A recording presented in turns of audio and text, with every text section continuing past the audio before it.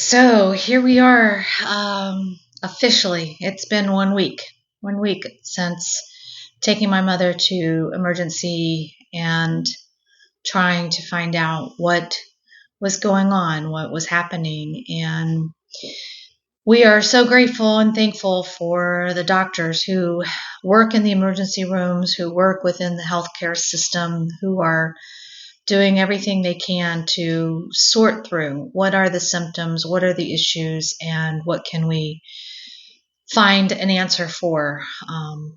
And at this point, I still don't have really that final determination.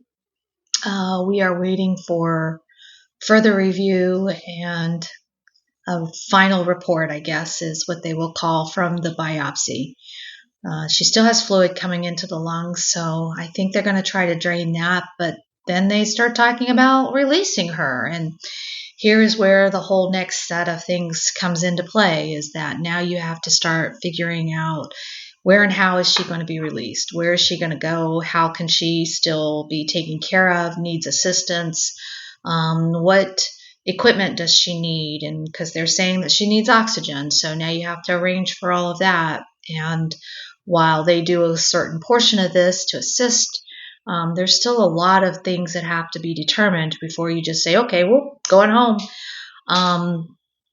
And that's where I am at. I'm making my list and of all the phone calls that I need to make, all the stuff that I need to do while she is enjoying the nap from her medication. Right now, it's the time for me to do the phone calls and to see what I can find out.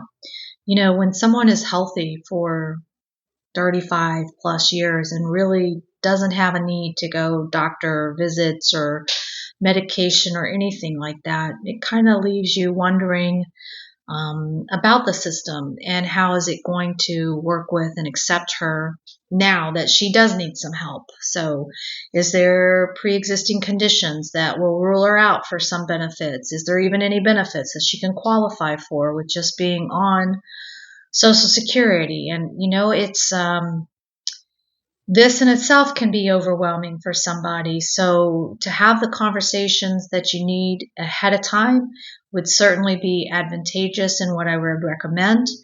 But that also includes having copies of insurance cards, IDs, and anything else that you're going to need, because at the point that you need to go start seeing all of these places, talking to them on the phone or emailing or doing online applications, not having easily available access to that information is going to make it even more complicated, as if we need that, right?